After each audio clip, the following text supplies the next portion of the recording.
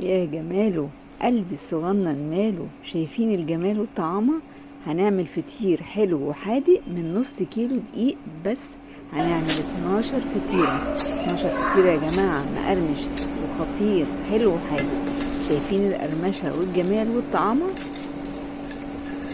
بسم الله ما شاء الله، مورق واحلى طريقة فطير هتاكلوها بامانة. والله والله طالع حكاية بجد، طالع حلو قوي قوي. شايفين فطراية صغننة كده تكفي نفر واحد. ممكن بصي انتي مش هتقدري تقاومي طعمه، والتوريقة بتاعته مقرمش قوي وخفيف جدا. الفطراية ريشة معاكي، ريشة كده، طعمها حلو قوي، مورقة التوريقات اللي هي الخفيفة دي. تعالوا نشوف عملنا الكلام الجميل ده ازاي. معايا هنا نص كيلو من الدقيق، نزلت عليهم بنص معلقة صغيرة من الملح ومعلقة ممسوحة من السكر. هقلب كده الملح والسكر في قلب الدقيق. بعد كده هحط، بصوا، اقل من نص معلقة من البيكنج باودر، يعني نقول ربع معلقة من معلقة الكبيرة او نص معلقة من الصغيرة. هنقلب الكلام ده وهنزل بمعلقتين مليانين من الزيت. الزيت بيدي ملمس حلو قوي للعجينة. تمام. هنقلب بقى الكلام ده كله مع بعضه. مهم قوي ان احنا نقلبهم كويس بايدينا او بالمعلقه عشان الزيت اللي احنا حطيناه يتجانس مع الدقيق. نزلت بقى بالميه بالتدريج. انا اخدت مني كوبايه وحوالي معلقتين 3 من الميه، يعني الكوبايه اللي انتوا شايفينها دي ومعاها معلقتين 3 من الميه. هقلب بقى العجينه بتاعتي. واهم حاجه الخطوه اللي جايه، هنعجن بس لمده 5 دقايق او 7 دقايق. العجن هيخلي الفطير معاكي طالع هش وخفيف ومش مكتوم. فالخطوة دي مهمة. لو مش هتقدري تعجني ممكن تسيبيها تريح شوية وبعدين تعمليها بإيدك شوية لمدة 7 دقايق، هتبقى زي الفل معاكي. وبكده يبقى انت ريحتي ايدك، وهي كمان نص كيلو فمش هتاخد معاكي مجهود. هنركنها بس تستريح على جنب 10 دقايق، ونرجع على طول نكمل الخطوات بتاعتنا. بعد 10 دقايق، طالما اتخدمت كويس واستريحت معانا، تأكدوا ان انتوا هتحصلوا على عجينة تحفة جدا. بصوا بتمط معايا ازاي، لسه اساسا ما قطعتهاش ولا ظبطتها ولا فردتها، وبتتفرد معايا بمنتهى السهولة. هنقسطها دلوقتي او هنقسمها كده ل 12 قطعة. معانا هنا صينية رشينا فيها شوية دي زي ما انتوا شايفين كده، وابتدي بقى اخد قطعة قطعة وابتدي انعمها بايدي او على الترابيزة زي ما انتوا شايفين كده. الخطوة دي مهمة علشان تخلي سطح العجينة بتاعتنا يكون ناعم ومتساوي. هبتدي انعم كل العجينة بالطريقة اللي انتوا شايفينها كده.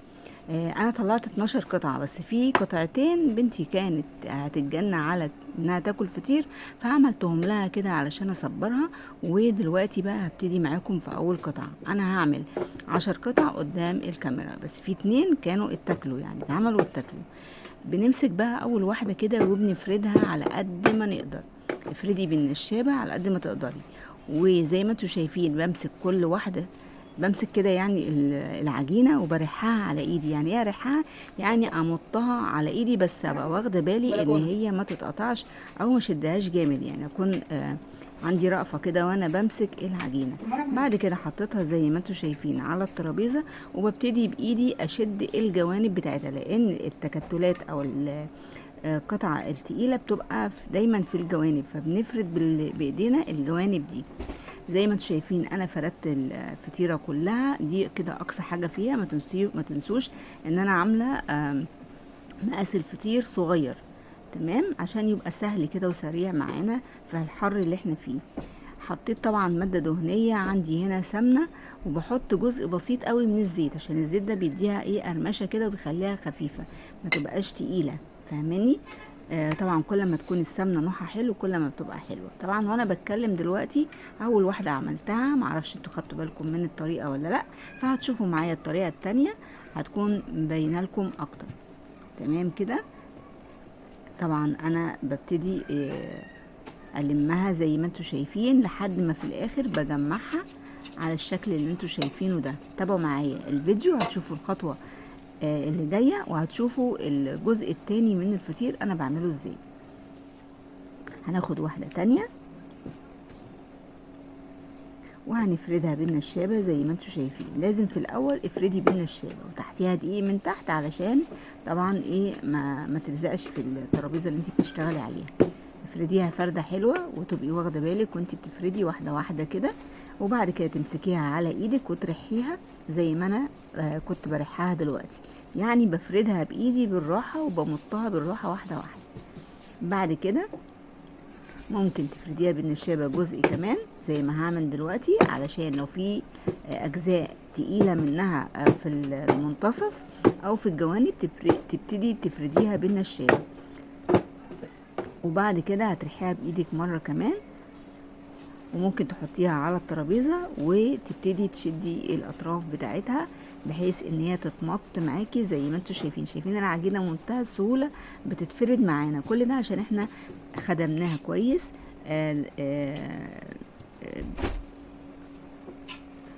بنبتدي نفرد الجوانب بتاعتها زي ما انتوا شايفين كده لحد ما تجيبي اخرها معاكي، بس تاخدي بالك ان هي ما تتقطعش منك ولا حاجه. عايزه اقول لكم هنا على معلومه مهمه جدا. الفطير اللي بيتقطع معاكي او بيتخرم معاكي ده دليل على انك ما دعكتيهوش او ما خدمتيهوش كويس، يعني ما عجنتيهوش كويس مده لا تقل من 7 دقايق ل10 دقايق. فلازم تاخدي بالك من حته العجن دي كويس قوي قوي، بالذات في عجينه الفطير. زي ما انتم شايفين بحط الماده الدهنيه، وعلى كل كوبايه سمنه انا بحط لها ربع كوبايه زيت علشان تخلي الفطير معانا خفيف مش تقيل. تمام. ممكن طبعا تعملي بالزبده زي ما انت حابه خالص. طبعا خلصت كل الكميه، بصوا ما خدتش معايا وقت خالص، يعني انا كنت في ربع ساعه مخلصه كل الكميه اللي شايفينها دي. دلوقتي بقى هقسم العجينه. انا عملت 5 فطاير باللحمه المفرومه و5 فطاير ساده كده. الساده هناكلوه الفطير الساده اللي هو المدور ده هناكلوه بالعسل، بيبقى حلو قوي قوي. انما الفطير المطول ده دي طريقه جديده بجد انا عجبتني جدا جدا. وهعتمدها على طول في اي بقى فطير عايزه اعمله بحشوات مختلفه. هعمل الطريقه اللي انتوا شايفينها دي. هعمل معاكم واحده كمان من اللي بيتلف رول اللي باللحمه المفرومه.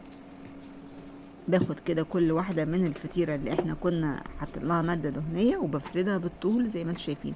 ولو انت بتفرديها في اجزاء منها اتقطعت على الترابيزه عادي خالص بتتلم، ما فيهاش اي مشكله. المهم ارجعي افرديها تاني على اخرها برضو زي ما انا عامله كده فرده كويسه. وبعد كده خليها على شكل مربع، وبعد كده حط لها الحشوه اللي انت تحبيها بقى. يعني مش شرط لحمه مفرومه زي اللي انا عاملاها، بس هي كانت لذيذه قوي باللحمه المفرومه. ممكن تحط لها ميكس جبن، فاهميني؟ ممكن تحط لها مع حشوه فراخ. تمام. بعد كده بتلفيها رول، بس الرول يكون مليان شويه، وبعد كده تحطيها في الصينيه. خلصت انا بقى كده حوالي 5 قطع من الفطير زي ما انتم شايفين. دي بقى الفطيرة التالتة فردتها كده بطريقة حلوة قبل، يعني احسن من اللي كانوا قبلها.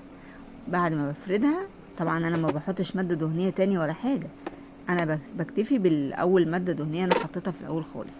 دلوقتي بقى عندي هنا الفطير المدور ده حلو قوي قوي يا جماعة. ده نسخة مصغرة من الفطير المشلتت الكبير اللي كنا عاملينه قبل كده في الفيديوهات بتاعتنا. طبعا انا عملت معاكم كذا فيديو عن الفطير المشلتت بكذا شكل وبكذا نوع. هنعمل بقى هنا دلوقتي 5 فطاير. انا كل اللي بعمله باخد كل فطيره من اللي انا عاملاها ببططها كده على بسيط وبخليها على شكل مدور. هي كده كده اساسا مدوره زي ما انتم شايفين كده، يعني انا كده كده مدوره الفطيرايه. فانا بس باخدها بططها شويه صغيرين وبعد كده بحطها في الصينيه. طلعوا 5 فطيرات معايا زي العسل. واظن انتوا شفتوا في اول الفيديو قد ايه الفطيرايه طالعه خفيفه قوي والتوريقات بتاعتها خفيفه جدا، وبجد بجد كان من احلى الفطاير اللي انا عملتها. طالع روعه وسهل جدا، وما خدش معانا والله من اول عجنه لحد الاخر خالص نص ساعه ما كملش يعني، طبعا من غير وقت الفرن ولا حاجه. انا عندي هنا صفار بيضه حطيت له 2 معلقة من اللبن قلبتهم على بعض، وطبعا حطيت خل علشان صفار البيض وريحته، وهبتدي بقى بالفرشة كده افرش كل الفطير اللي معمول باللحمة المفرومة، وحتى الفطير التاني هفرشه برضو بمادة التلميع دي اللي هي صفار بيض وحبة لبن ومعلقتين من الخل. حابة تضيفي بقى سمسم، حبة البركة اللي تحبيه، حابة تسيبيها زي ما هي كده على حسب ما انت عايزة. طبعا انا رشيت سمسم لان السمسم حلو ومغذي وبيدي شكل كمان حلو قوي. بس الفطير اللي هو الساده حطيت له الماده الدهنيه دي، ماده التلميع دي بس، واستكفيت بكده، ما ضفتلوش سمسم ولا حاجه لان ده هناكله بالعسل. شايفين يعني بسم الله ما شاء الله منظره يفتح النفس كده. عارفه لما تعملي الوجبه دي على الفطار او على العشاء، حاجه كده سهله وبسيطه وما خدتش معاكي وقت. انت لو جبتيها من بره هتكلفك كتير قوي قوي، احنا ما كلفتناش حاجه او كلفتنا بس تكلفه بسيطه. ايه رايكم؟ دخلتها الفرن درجه حراره 180، الصاج قعد 25 دقيقه. طبعا كل فرن بيختلف عن التاني، فخدي بالك من الفرن بتاعك. طبعا انت ادرى مني بالفرن بتاعك. انا عايزه اوريكم بس قد ايه هي مقرمشه ومخرفشه. بصوا، سامعين؟ هشه جدا، خفيفه جدا، سامعين صوتها؟ بجد بجد من احلى الفطاير اللي عملتها في حياتي. خفيفه ومقرمشه ولذيذه وتفتح النفس، تفتح النفس بجد. ممكن تعمليها باي حشوه انت عايزاها، ممكن تاكليها ساده بالعسل بالجبنه باي حاجه. حلوه حلوه حلاوه بجد مش طبيعيه. شايفين الفطير المدور ده؟ حلو قوي. الفطير ده نسخه مصغره من الفطير المشلتت الكبير. تقدري تعملي نفس الطريقه بالظبط، بس تكون حجم الفطرايه بقى ربع كيلو، نص كيلو، كيلو، زي ما انت عايزه. بس انا عندي الترابيزه بتاعتي اللي انا بشتغل عليها صغيره، فما بعملش يعني فطاير كبيرة، فطيرة نص كيلو. شايفين؟ والله يا جماعة طريقة فطير ولا اروع من كده. حاجة كده تجنن، طعمها حلو وخفيفة وسهلة، ما خدتش معانا وقت، وعملنا حلو وحادق يعني. حاجة كده جميلة. بصوا التوريقة من جوه عاملة ازاي. التوريقة يا جماعة كل ورقة اخف من التانية، ده بسبب ان احنا بنعجن كويس وبنسيب العجينة تستريح بشكل برضو حلو 10 دقايق، ربع ساعة كده كده. هي مفيهاش خميرة، فلما هتريحيها هتبتدي تتفرد معاكي بمنتهى السهولة. كنت معاكم عزة سعيد من قناة وصفة حلوة. تابعوني على اليوتيوب وتابعوني على الفيسبوك، وصفة حلوة من عزة سعيد. يا رب تجربوا وصفاتي، وما تنسونيش بالاشتراك في القناة علشان يوصلكم مني كل جديد. اسيبكم على خير وباي باي. ما تنسونيش في اللايك والاشتراك. باي باي.